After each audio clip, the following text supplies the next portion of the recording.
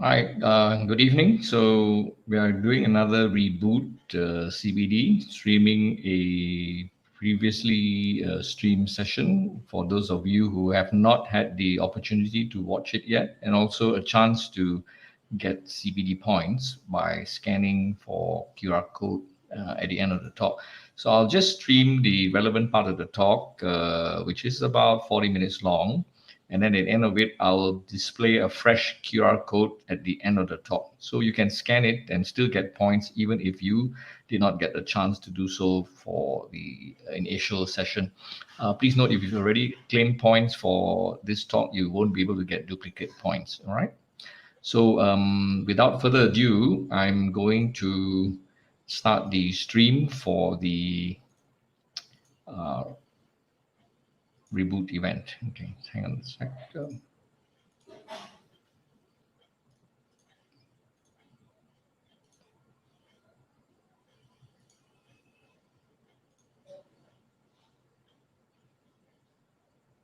Okay, here goes. Enjoy.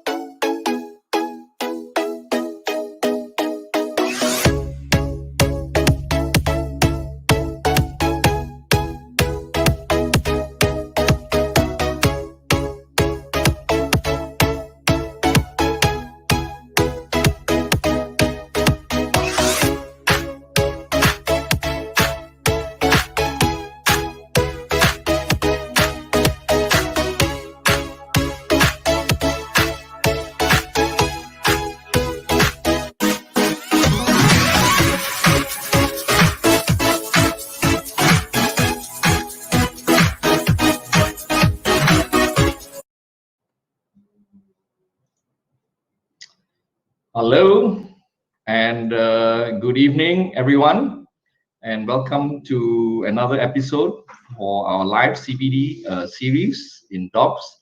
And I'm very pleased to have with me today my friends and colleagues, consultant cardiologist, Dr. Betty Tay, and Dr. Ahmad Niza. And the topic of today's live CPD is the Arrhythmias workshop for GPs. And for me also, I think it'll be a learning session for having neglected ECGs for a long time. Okay, so before I hand over the microphone to Betty and Nisa, I will just take you through some housekeeping slides. So for those of you who've attended our previous sessions, I think you know the drill. Basically, we are going to use Slido for interactive discussion, Q&A. The Q&A will be left for the end of the session. But if you have Slido app on your mobile, you can enter the code V811 and that will take you to the Slido session, or you can scan with your mobile's QR code scanner and that will take you to the Slido website with the at the event for the for this evening's talk. Okay, so we're going to use Slido. It's also embedded in the CPD stream page, so you don't have to do anything. It's there. All right. When you ask questions, please also put in your real name so we can address you rather than being an anonymous person. All right. So that's the Q&A, which we'll use at the end of the talk. I think most of you know how to claim points. The points will be claimed by scanning the QR code for the event at the end of the talk. So use your MMA app and you click at the upper left of the QR code there. There's a scan QR, and that's where you scan the QR code displayed for at the end of the talk, and you'll get a point instantly. Okay, and I'll display the QR code here. All right. This module will be available offline later. So for those of you who did not catch this live, you can get points by answering MCQs after watching it. And it's available in the bulletin board in the CME section. Okay. All right. So without further ado, I'm going to switch over to Betty's slides, and I'm going to hand over to Betty and Ahmad Niza. So carry on, guys. Okay. Hi, good evening, everybody. Thank you for having us. Welcome to the workshop. I have to say that this workshop is actually made possible because of sponsorship from Medtronics. And we would like to start with the first slide. So during this, during this workshop, we would like you to know how to read ECG. It can be very intimidating reading ECGs, but if you know the pathophysiology of how the electrical impulse is generated, then it will make it very easy for you to read ECG. And then Niza and I will speak on atrial fibrillation because it is the commonest atrial arrhythmia. And then how do we treat arrhythmia, especially in your setup in a general clinic. And then we talk about the new frontier of pacemaker. Okay. The cardiac electrical system controls all events that occur when our heart pumps. Now, the SA node is located within the wall of the right atrium. The SA node generally generates the electrical impulse in all cases that is then carried to the AV node by the special conducting tissue. Upon reaching the AV node, the electrical impulse is then relayed down to the bundle of His. The electrical impulse generated by the SA node causes the right and left atrium contract, and depolarization of the ventricle happens shortly after. Now, this is actually a picture which actually depicts where the SA node is, and following which, let me just get my pointer. So this is where the SA node is, and then it will generate the electrical impulse coming to the AV node, and then transmitted to the bundle of His. Now, this is the normal ECG. The P wave is generated when the SA node generates an electrical impulse, and then the QRS is when there is a ventricular contraction. Anything you would like to add at this point of time, Niza?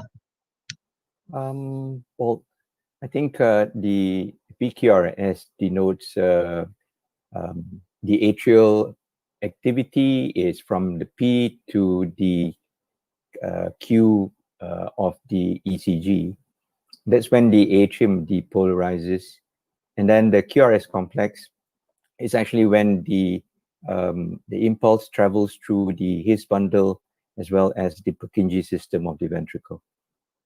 Okay, so now that we know what the normal ECG looks like, okay, we then divide the arrhythmias into 4 groups of arrhythmias. Okay, we have basically extra bits where you can have premature atrial, ventricular, or junctional contraction. We see this very often. We can have supraventricular tachycardia, such as atrial fibrillation, atrial flutter, or SVTs. We can have ventricular tachycardia, which is ventricular tachycardia and ventricular fibrillation. And of course, on the other end of the spectrum, we have arrhythmias, which include sick sinus syndrome and heart blocks. Now, in atrial arrhythmias, we have atrial tachycardia, atrial fibrillation, atrial flutter, AV nodal re-entry tachycardia, and AV re-entry tachycardia. Maybe Niza would like to explain slightly more, or should we just go on with until we I come to think the... we reached the ECGs, then Yeah, we that's will, fine. yeah. Okay, so this is atrial tachycardia. Okay, why is it atrial tachycardia? It's tachycardia because it's more than 100 beats per minute. But if you can see here, the P wave is not exactly a P wave, it's inverted. So the pacemaker here is actually the atrium. So this is how you look at it. So when you look at an ECG, you look at the morphology of the ECG, you look at the rate, and you look at the rhythm. Okay, so the rate is faster, and then the rhythm is regular, but of course then you look at the morphology of the P wave and it's inverted. Therefore, it is not generated by the sinus node as a pacemaker. Okay, again, if you look at the ECG, you look at the rate, the rhythm, and the morphology, you can see here that this is irregularly irregular. Okay, it is fast, okay, and this is what we call atrial fibrillation. This again is the most common finding in patients with arrhythmias, okay, and we will discuss this further as we go along. Atrial flutter is where you see this sawtooth kind of appearance, and it can be regular or it can be irregular, and it's usually regular if it's just atrial flutter, but if it's atrial flutter, atrial fib occurring together, then it is not regular. Okay, SVT is usually regular. I mean, it is always regular. It is very fast. Sometimes can occur up to 200 beats per minute. Okay, so this is an SVT. It is narrow complex. It is fast. Okay, and you don't see any P waves. Niza, you like to comment on this? Okay. With regards to SVTs, SVTs are tachycardias that have narrow QRS complex.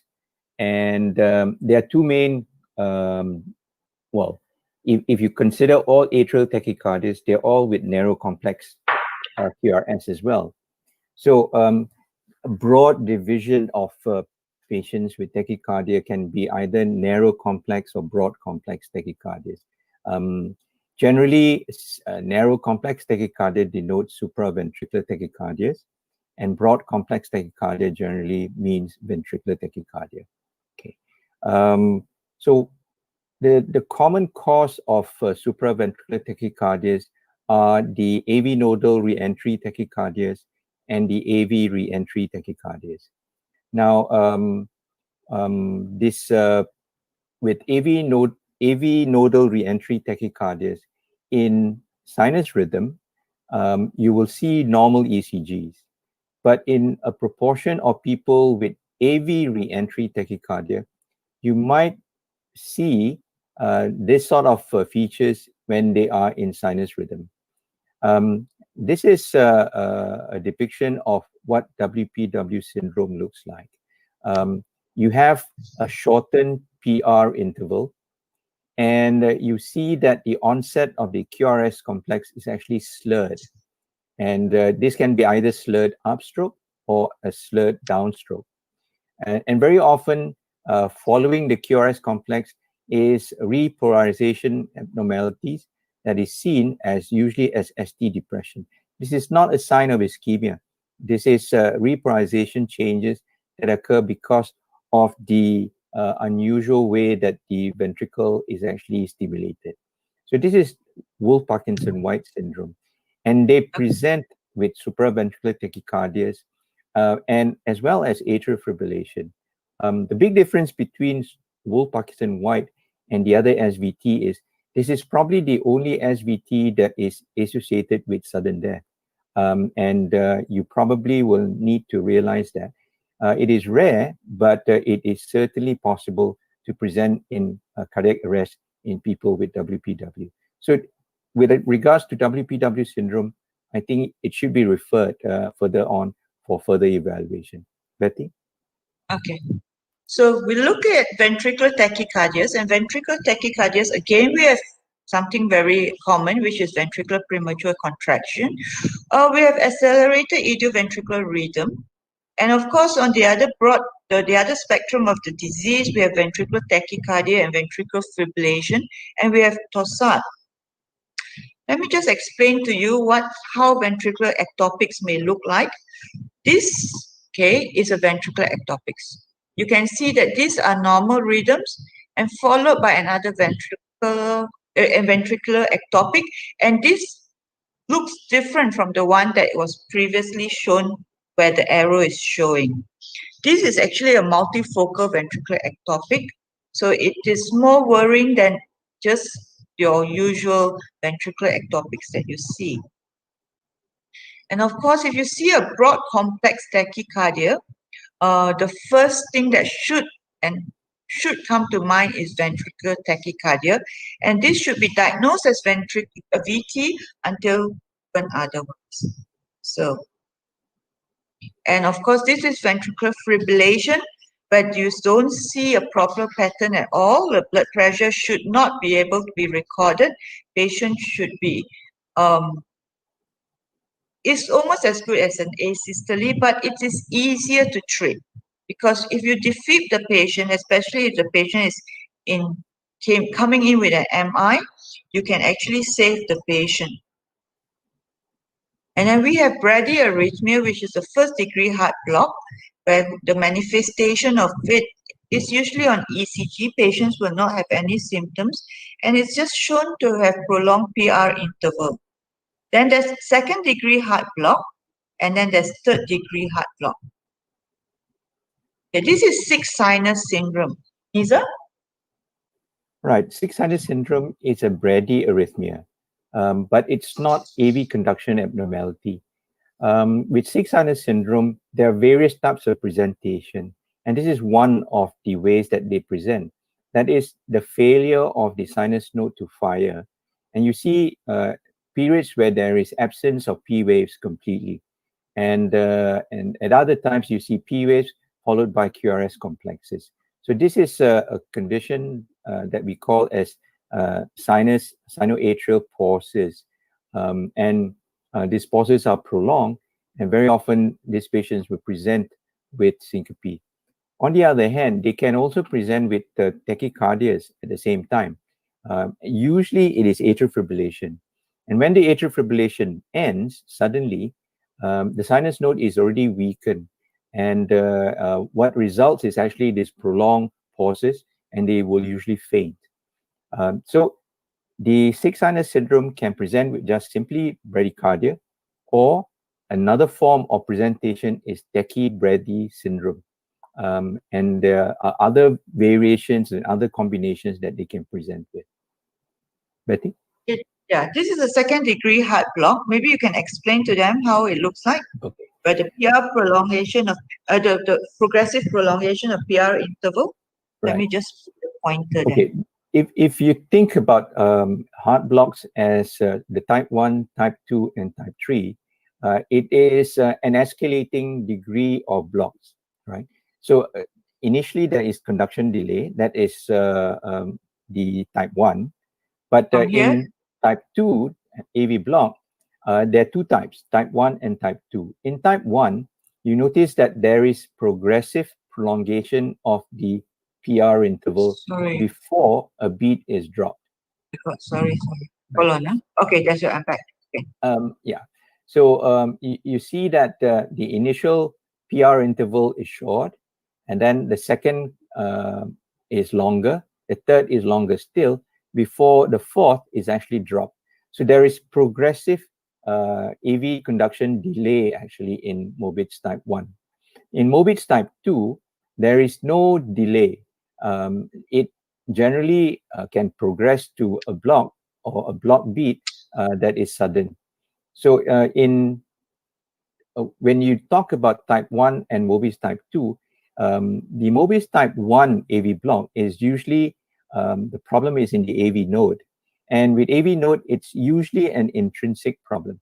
So and they are generally not necessary that to be treated. It can be due to high vagal tone in young people as well, or in athletes.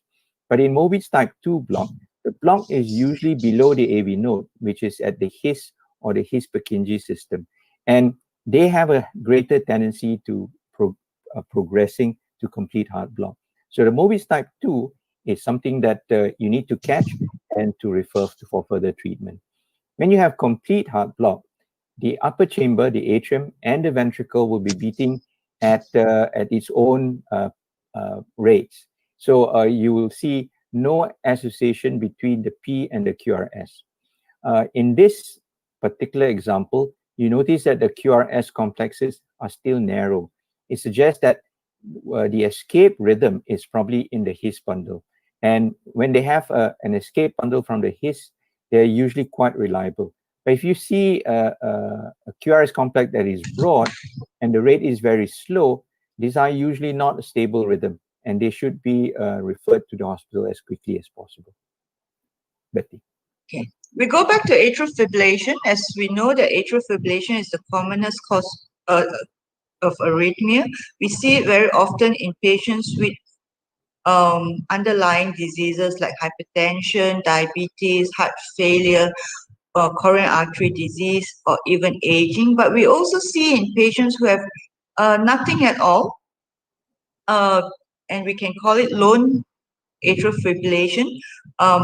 And sometimes they come in with palpitation most times. And what you see on ECG is an irregular rhythm, fast, okay?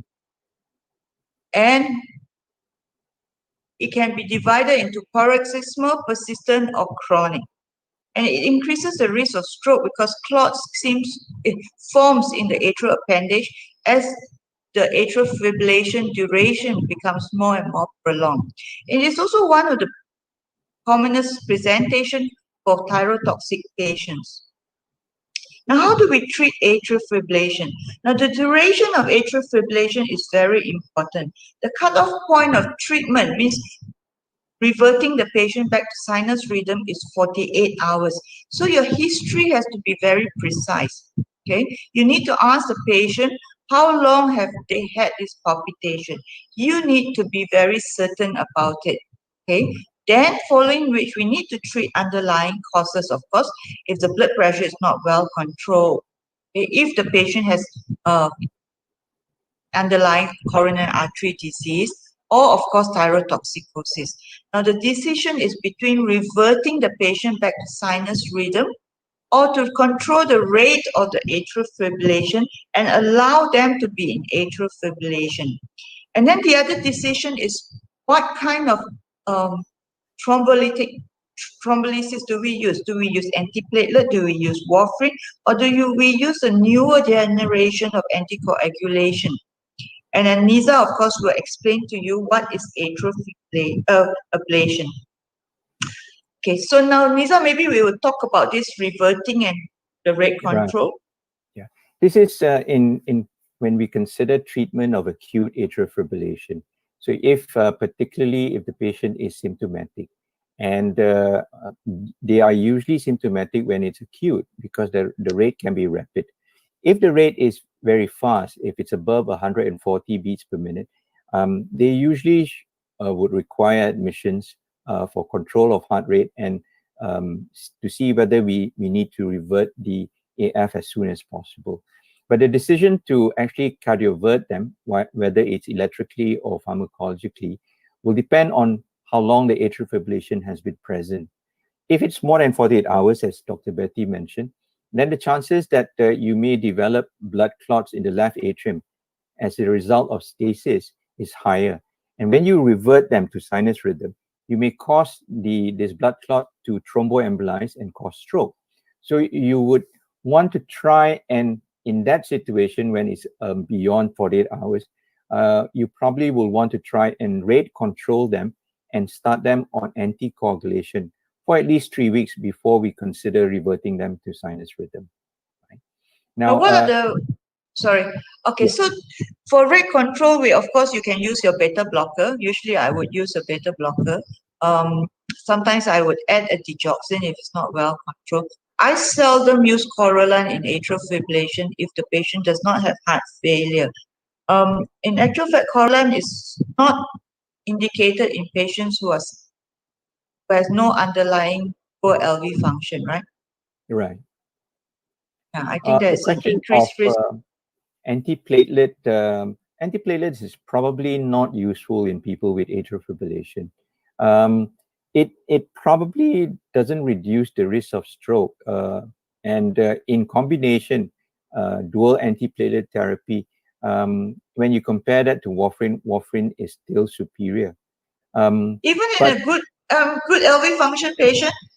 Yep, it's probably not, and the risk of bleeding is probably equal to that of anticoagulation as well.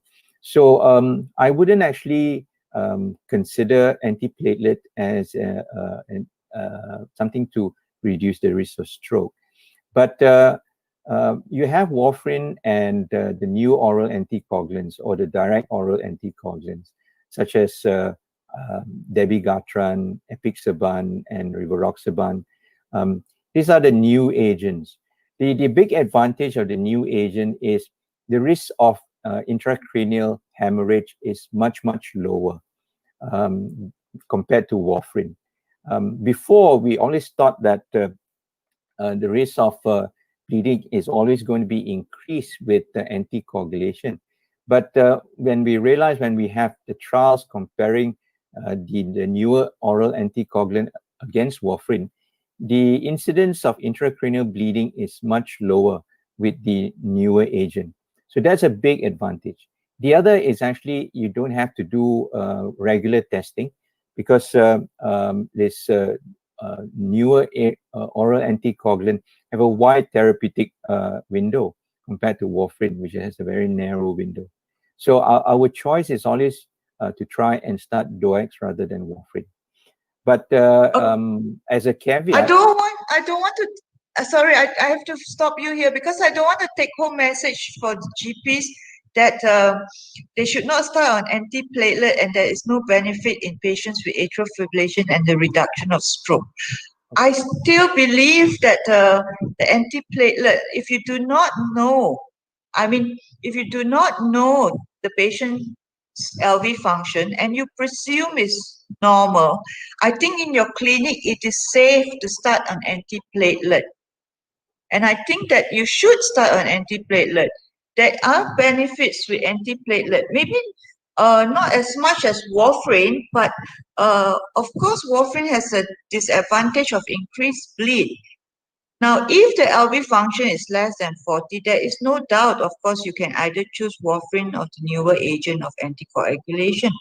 But in a normal patient with a normal LV function, I still think that antiplatelet plays a very important role. Your choice of starting anticoagulation should be based on certain factors. And there is a score or a score that we refer to. It's called the Chat-Vest score. And the risk of stroke is present when a person is above the age of 65. Younger patients without any other risk factors, and which includes heart failure, impaired LV function, a previous history of stroke, vascular disease, either peripheral or coronary. The age, there's two ages, more than 65 and more than 70. And then gender, women are at higher risk, as well as diabetes and hypertension. So if you are a woman that is less than the age of 65, you do not need to start them on anticoagulation. Now, if you have a woman who has high blood pressure, even if they're less than 65, there's two risk factors there. You should consider them on anticoagulation. So you refer to what we call the Chat-Vest score before you want to start a person on anticoagulation. So means that your threshold to start on the newer on an anticoagulation shouldn't be very high. That's what we want to say. So you should always consider starting the patient on this newer anticoagulation, because it is safe, it is easy to manage, and you don't have to worry about repeated INRs. So it is very, very easy for the general practitioner to actually start them on. Let's go on to AF ablation briefly. Okay, hold on. Let me There just change are the slide. okay. There are three categories of patient that you would consider AF ablation. They would be young patients who's are facing the chance that they may need anti-arrhythmic therapy for the rest of their lives. You should consider RF ablation or ablation in that situation. Number two is in those patients who are symptomatic and who are not well controlled on their anti-arrhythmic drugs. And number three is usually in patients who request them. Now, it would be unusual, you think, how do you get rid of atrial fibrillation? Because we were taught that atrial fibrillation involves the whole atrium, which is chaotic. So what do we ablate? Well, in truth, atrial fibrillation, there are two main factors that propagate atrial fibrillation. What triggers it is actually a focus of a rapid firing focus that usually are within the pulmonary veins. So you see here the balloon abutting against the left superior pulmonary vein. So what we do then would be to try and target the pulmonary vein itself so that we corral this this focus and stop it from actually influencing the atrium and triggering atrial fibrillation. The other factor is actually the disease in the left or the right atrium that actually perpetuate atrial fibrillation. If you have a normal atrium, you cannot actually sustain atrial fibrillation. So the greater the degree of scarring in the atrium, the greater the chance that you can develop atrial fibrillation, right? And so much so that if the degree of scarring in the chamber in the left atrium is very florid, even radiofrequency ablation or a cryoablation will not be successful in trying to maintain normal rhythm. So this is an example of a cryoablation. What we use is actually liquid nitrogen. So the front portion of the balloon, which is abutting against the antrum of the pulmonary vein, is actually frozen. They're actually frozen because the liquid nitrogen is very cold. You can achieve a temperature of minus 60 degrees or not less than minus 60 degrees. And you will cause scarring to occur around the antrum of the pulmonary vein. And this scarring is what isolates the pulmonary vein. What's the success rate for this? It's usually close to probably closer to 80 to 90% actually. Okay, and how much would it cost? It is expensive. Okay. It is very expensive. Yeah. But it is a treatment option, a cure, right? Potentially, you can achieve a cure. But like I said, there are two factors that you're dealing with, and we are dealing with one of the factors here. So the degree of scarring in the left atrium will also determine whether recurrence is chances are high. So the younger the person, the more likelihood that they can achieve a cure. That's why we prefer to treat the younger patient with paroxysmal atrial fibrillation with this method actually. Okay. So now we talk about treatment as SVT, and of course, we talk about because this is a workshop for GPs, and we need you to handle patients with SVT. One thing to remember is patients, even though they complain of palpitation, they usually tolerate the SVT very well. Hemodynamically, they are very stable. So think of simple things like carotid massage or servo maneuver before you go into IV adenosine or verapamil. Um, the, there is a cure, of course, for SVT, and I think the success rate with radio frequency ablation is very high. The other option is, of course, daily verapamil, which can be cumbersome and sometimes um, not the appropriate treatment for patients. What do you think, Nisa?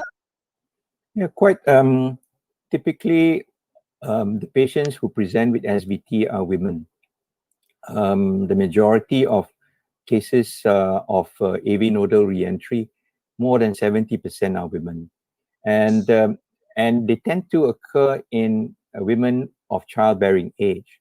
So if their episodes of SVT are very frequent, it can be troubling during pregnancy, or it can be made worse by pregnancy itself. So in that situation, I usually would consider catheter ablation if their episodes of SVT is more than 3 to 4 times a year. And that would be actually quite debilitating. And you will need to take your verapamil or any of the antiarrhythmic drugs daily to prevent an episode. In that situation, I would consider them, or you should refer them for radiofrequency ablation. How Radiofrequency do ablation go on, Mike, of go on. for SVT has actually a very high cure rates. This is usually above 95%, and there are risks of complications, but they are related to where the source of the SVT is. If it's an accessory pathway that occurs close to the AV node, then there is a risk for AV block. But it would still be less than 0.5%. The risk is of complete heart block.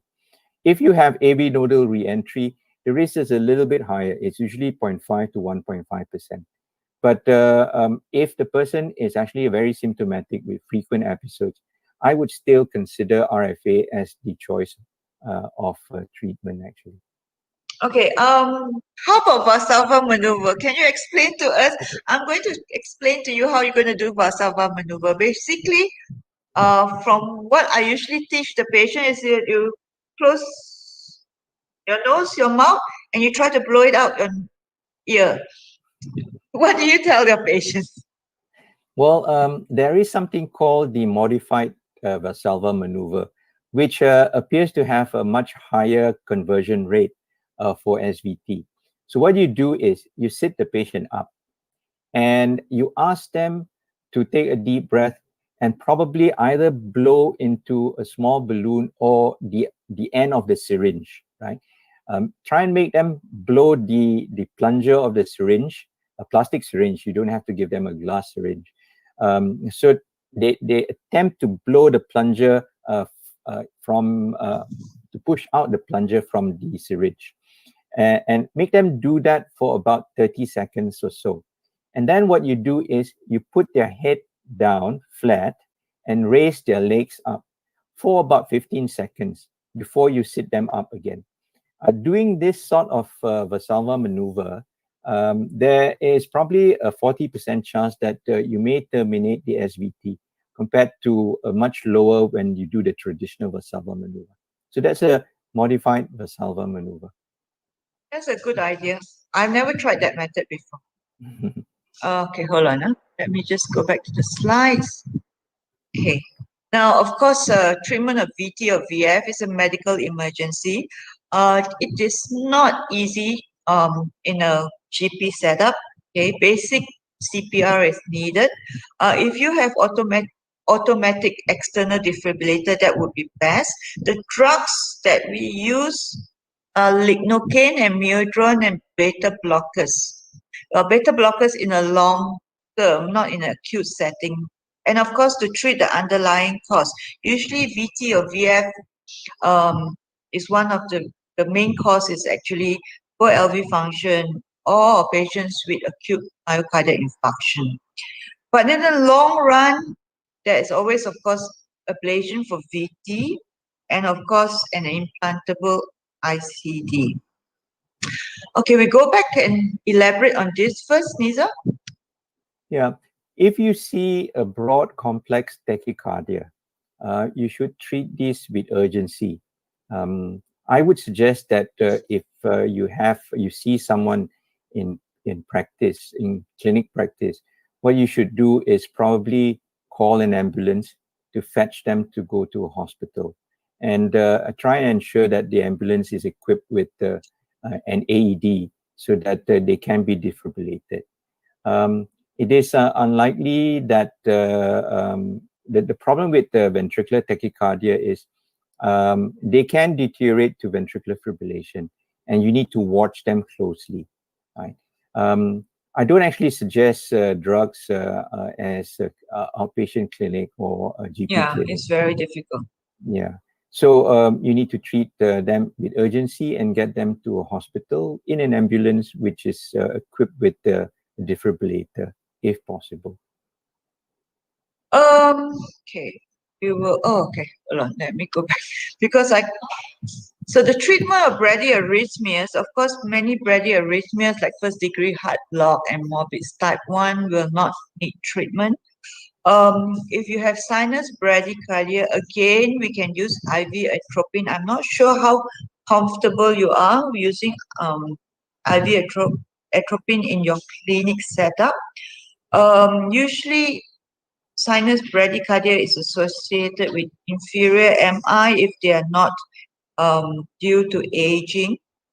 Acute bradyarrhythmias needs temporary pacing, and in long term, they will need permanent pacing. So this is what a transcutaneous pacing looks like.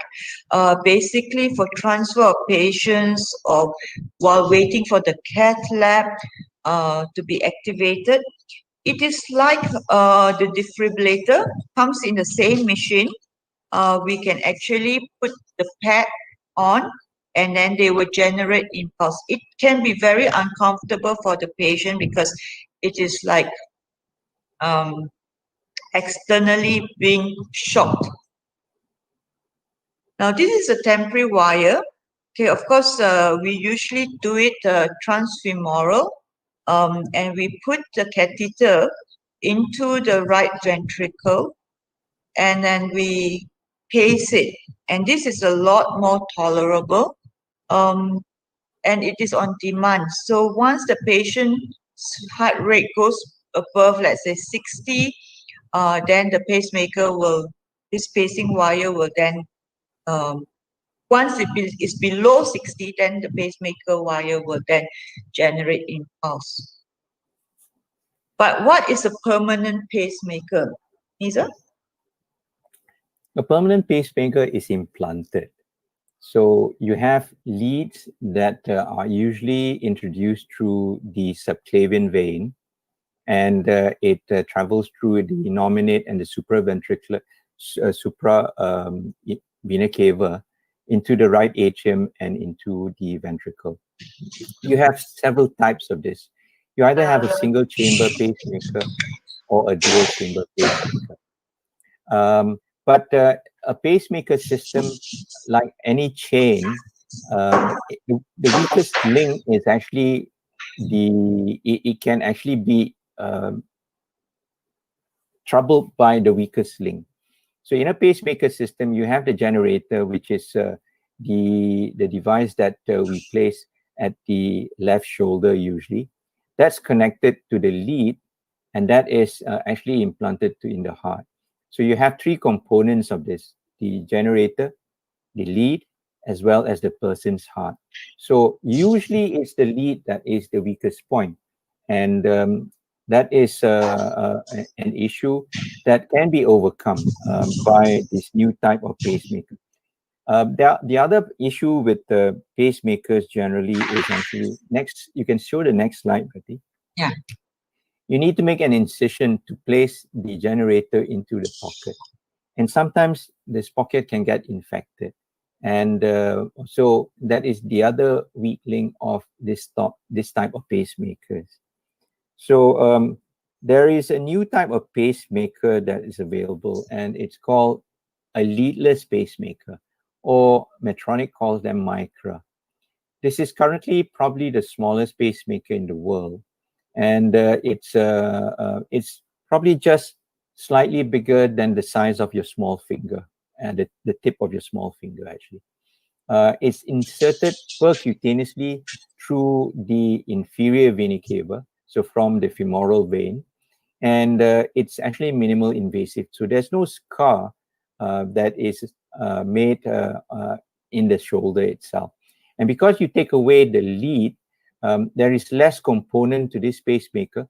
It is just this bullet-like device that is directly in touch with the heart. The Maybe I'll only show the issue, video and see. yeah, you might as well. Yeah. Yeah. It shows how Let me this is just. introduced. So that is the pacemaker. And these are the devices that we use to introduce the pacemaker into the patient. There is a long sheath, and this sheath is actually introduced through the femoral vein. First, we need an access to the femoral vein, and we use a guide wire that we push, a long guide wire that goes right up into the right atrium. And over this wire, we then push the sheath through a technique called the Seldinger technique. And this is guided by the guide wire. And once we reach the right atrium, the dilator is removed. So now we have access direct into the right atrium. And we introduce this delivery device that has got the pacemaker at its tip. Now, the device is then introduced under fluoroscopic guidance. You can see that it is against the wall, and we want to be at probably the on the septum, not exactly at the apex. And you see there is a knob there that we use to deliver the device. At this juncture, the device is still attached to the delivery system by strings. And the intracardiac image shows you the device being deployed. It's got hooks at its tip, and that hook will be embedded into the myocardium. And you can then check to see how well it is embedded by pulling on the strings at the back. And once you are happy with the position, you can check the parameters that is of the implant. And if it's satisfactory, then we can release the device by cutting the strings attached to it and pulling the strings off. And the pacemaker now is actually deployed. And you have a device that is directly in the heart chamber itself. And therefore, you have less links, weak links to the system. The device can last up to 10 years. And if when the time comes for a new replacement, you put in a new device. That's all. Yeah. I think we end the talk with this video, and yeah, Alan. Well, I'm back. Yeah. Fascinating talk, guys.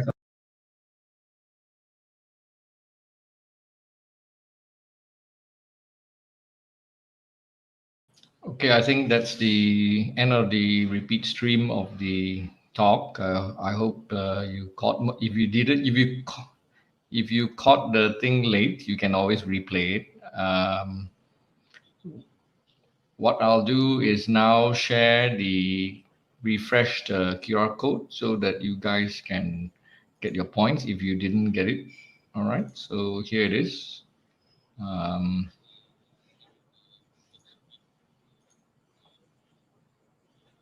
Yeah.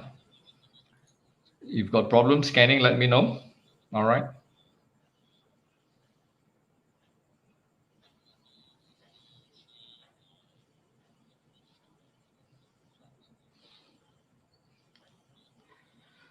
Let me know in the comments if you've got problems scanning or either in ViewStub or in YouTube. I happen to decide to stream live to YouTube as well, just in case there are problems with ViewStub.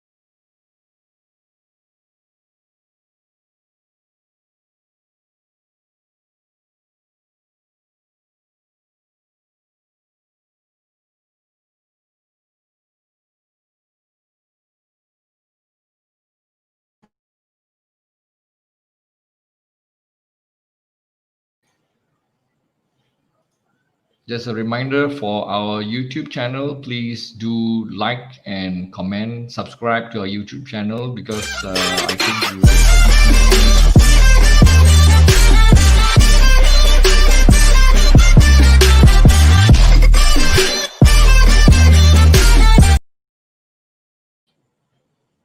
Okay, so just a quick blurb. So please do like and subscribe to our YouTube channel. I'm going to stop the stream now. So good night.